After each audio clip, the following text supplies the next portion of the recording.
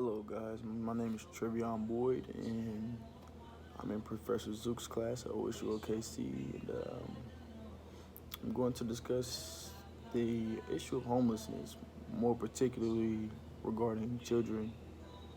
The topic itself seemed kind of striking to me because I was driving, I was just seeing like a lot of homeless people. He's on a particular side of town I was on, and this one lady had a kid, and it kind of just struck me a little bit. I had to actually sit and think about it, and it kind of bothered me for a little bit. So I kind of just made it personal, and it made me look at the topic a lot more in depth and make me want to write about it a little bit more.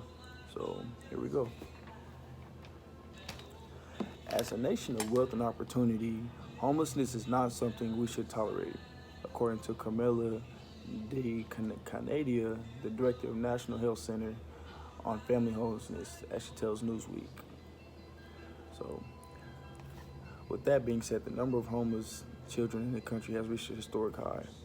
More so, people are living in shelters, on the streets, in cars, on campgrounds, or are doubled up with their other families in tight quarters, moving from one temporary solution to another.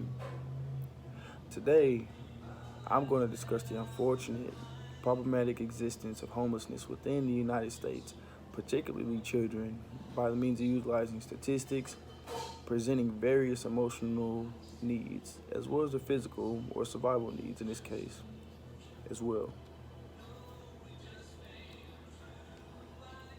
According to America's Youngest Outcast, the rate of children were homeless annually increased within the past decade. In 2006, there was 1.5 million, roughly 1 in 50. In 2010, there was 1.6 million, 1 in 45. And in the year of 2013, it averaged 2.5 million, or 1 in 30. More so, researchers have found that the majority of homeless families consisted of a young mother who particularly raising 2 children under 6 years old.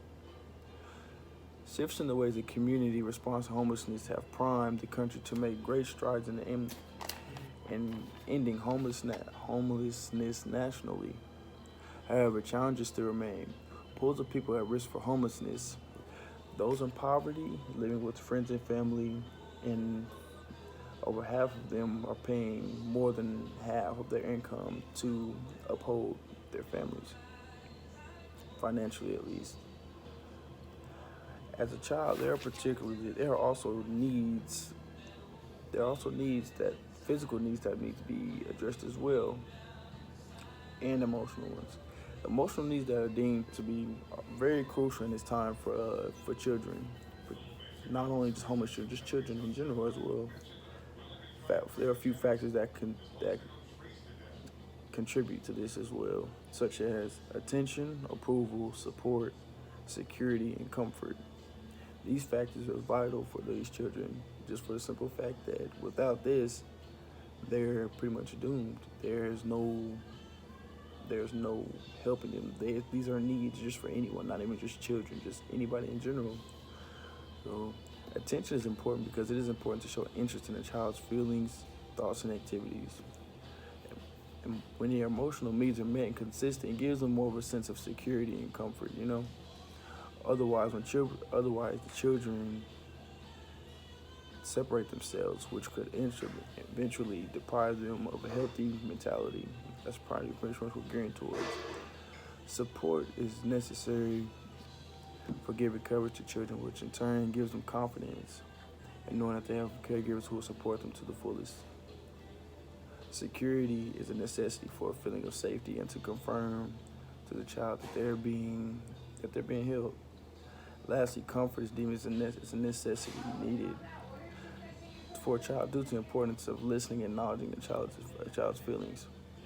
As well, a child needs to know that they can find comfort, and sometimes attentive listening is simply just all they need, according to therapyhub.com. Furthermore, there are also physical needs that they need as well, not only just emotional, but physical needs such as food, shelter, and clothing are key factors as well.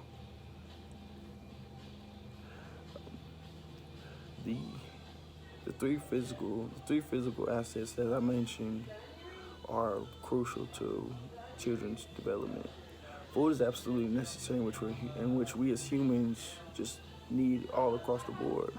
Shelter is important, which is meant to provide a stable and safe environment for the children to live in. Lastly, clothing. It is important to our culture to cover our bodies, to keep us warm, to cover us up. And the homeless experience are missing all of these physical needs that are missing. Children aging from 0 to 5 who experience homelessness are vulnerable to a host of negative outcomes. These outcomes are, are these outcomes develop behavior, developmental delays, physical disabilities, and social emotional issues. In relation to social emotional skills, stress levels are high enough to trigger harmful impacts on developing children. In other words, toxic stress, as well as social media issues and the social emotional issues in the development of homelessness child is little to no interaction with adults due to tremendous challenges that the adults themselves face. So in other words, they be neglecting their children in the process. These experiences result in a lifetime impact on the child who may be experiencing homelessness, according to acf.hhs.gov. Many children of this generation experience adversity that hinders them from developing as a normal child would. Today, I presented to you the issues of homelessness, particularly in regards to children, through the means of providing staggering statistics, as well as addressing not only their physical needs or survival needs, but also their emotional needs that must be met as well. Thank you.